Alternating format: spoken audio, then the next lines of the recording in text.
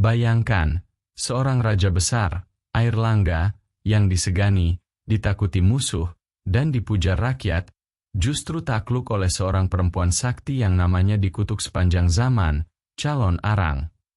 Sebelum kita masuk ke kisah gelap penuh misteri ini, jangan lupa dukung channel ini dengan like, share, dan subscribe. Tekan loncengnya, supaya Anda tidak ketinggalan cerita-cerita sejarah dan mitologi Nusantara yang syarat makna. Kisah Airlangga melawan Calon Arang bukan sekadar dongeng, melainkan cermin dari konflik antara kuasa politik dan kuasa gaib, antara kekuatan raja dengan kekuatan ilmu hitam. Mari kita terhanyut dalam cerita ini, menelusuri jejak kutukan yang pernah mengguncang kerajaan. Di awal abad ke-11, berdirilah seorang raja besar bernama Airlangga, putra Udayana dari Bali dan Mahendradatta, seorang putri Jawa. Ia bukan sekadar pewaris tahta, Airlangga adalah sosok penyatu dua dunia, Bali dan Jawa. Sejak muda, ia ditempa oleh pengasingan, pelarian, dan pahit getir peperangan. Semua itu membentuknya menjadi pemimpin yang bijak sekaligus tangguh. Kerajaan Kahuripan yang ia bangun menjadi bukti kehebatannya.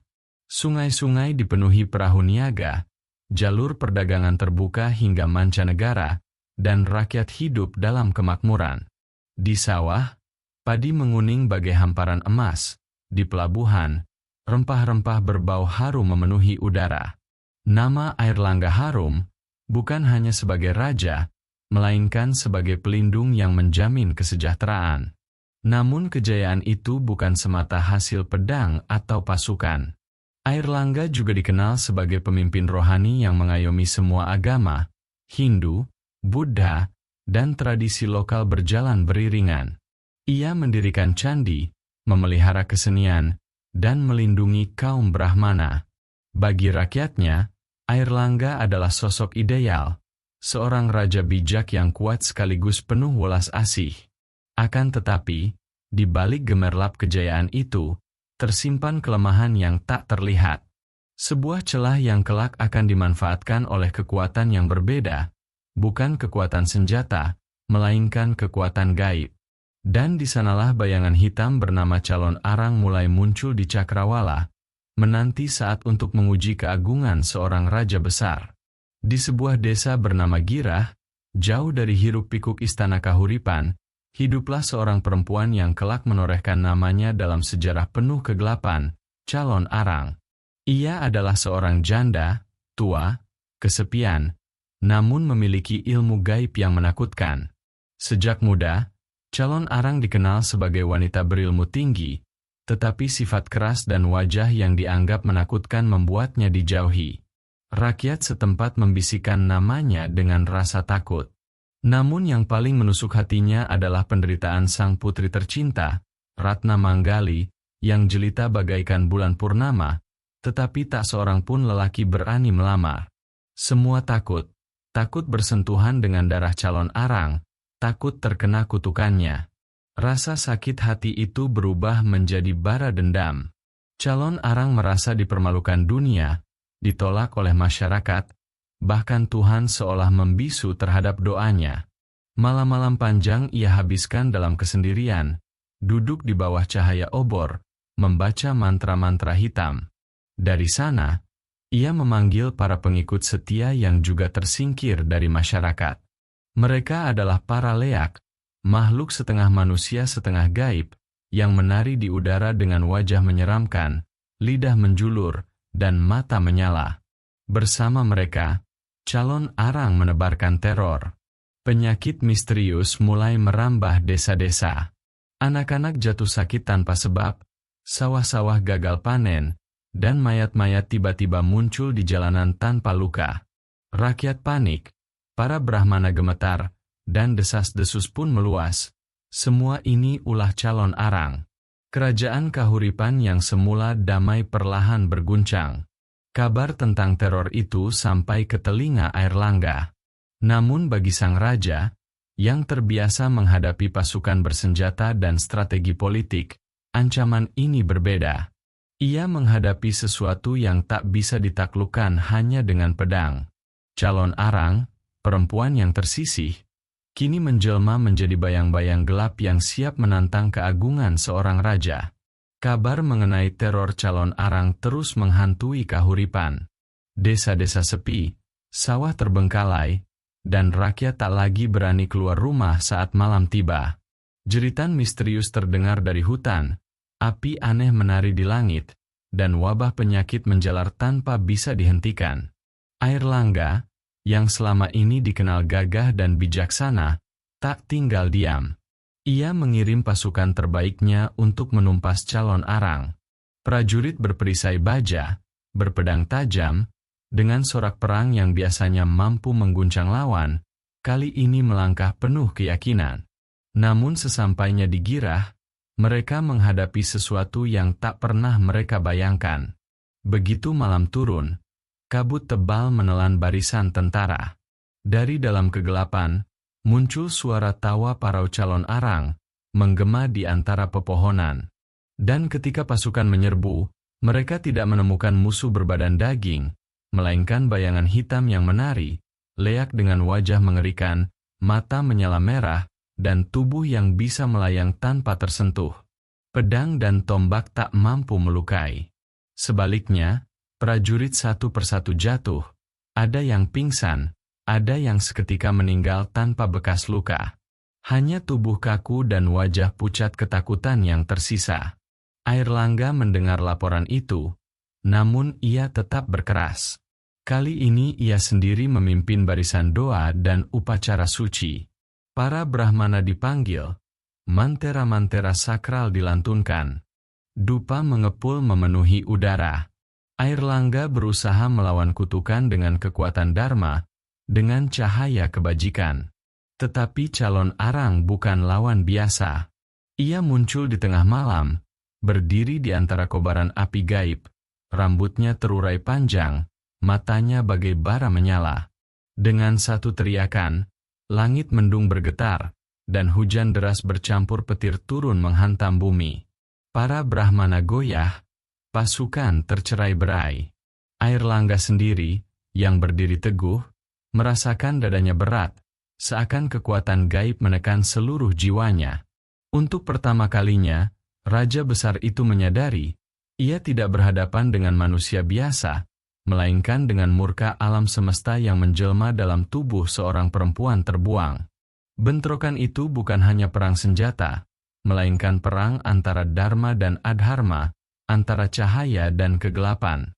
Dan di tengah medan itu, Airlangga perlahan memahami bahwa ini adalah pertarungan yang tak bisa ia menangkan dengan cara-cara lama. Pertempuran itu berlarut. Siang hari, Airlangga menguatkan rakyat dengan pidato penuh semangat, berjanji bahwa kerajaan akan tetap berdiri kokoh. Namun begitu malam turun, bayangan hitam calon arang kembali merayap, dan janji itu seakan tercerai-berai bersama jerit tangis rakyat yang sakit dan mati mendadak. Raja besar itu mencoba segala cara. Ia menurunkan ribuan prajurit, memanggil Brahmana Sakti, bahkan mempersembahkan sesaji ke kuil-kuil tertua. Tetapi satu demi satu usahanya kandas. Setiap kali pedang dihunus, leak menghilang. Setiap kali doa dipanjatkan, suara tawa calon arang memecah malam, seolah menertawakan ketidakberdayaan seorang raja. Hingga pada suatu malam yang paling kelam, Airlangga sendiri memimpin upacara besar. Ribuan obor menyala di alun-alun, dupa mengepul, doa menggema ke langit. Raja berdiri tegap, wajahnya menantang nasib. Namun, langit mendung bergulung cepat. Angin ribut melanda, api obor padam satu persatu, dan dari kegelapan muncul calon arang. Tubuhnya menjulang, rambutnya menjuntai seperti ular hitam, matanya bagai api neraka. Ia melangkah perlahan, namun setiap jejaknya membuat tanah retak. Suaranya berat, menggetarkan. Airlangga, kau punya pasukan, kau punya kerajaan, tapi kau tak punya belas kasih pada hatiku yang hancur. Sekarang lihatlah bagaimana kekuasaanmu runtuh oleh air mata seorang ibu. Sekejap kemudian, badai gaib menghantam. Prajurit roboh tanpa suara, Brahmana terkulai tak sadarkan diri. Airlangga berusaha menahan dengan doa dan mantra, tapi dadanya seolah dihantam ribuan tombak tak kasat mata. Lututnya gemetar, tangannya goyah. Untuk pertama kalinya dalam hidupnya, Airlangga merasakan kekalahan mutlak. Ia tak mampu berdiri. Ia tak mampu menyelamatkan rakyatnya. Ia, Sang Raja Agung, kini hanyalah manusia biasa di hadapan murka seorang perempuan yang selama ini dianggap hina.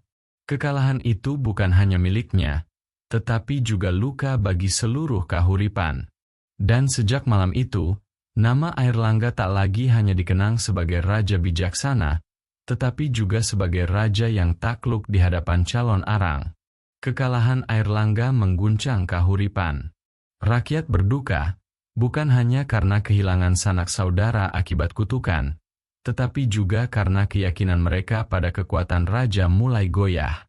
Sebuah kenyataan pahit, pedang, pasukan, dan tahta tidak mampu menandingi amarah seorang perempuan yang disisihkan. Namun, sejarah selalu menyimpan lapisan lain di balik tragedi. Kabar beredar bahwa setelah masa kekalahan itu, Airlangga tidak sepenuhnya menyerah. Ia mencari jalan baru, bukan dengan pedang, melainkan dengan ilmu, kebijaksanaan, dan perantara spiritual. Para Brahmana terbaik dipanggil, dan salah satu yang kelak paling dikenal adalah Mpu Bharadah, sosok pertapa sakti yang dipercaya bisa menandingi kekuatan calon arang.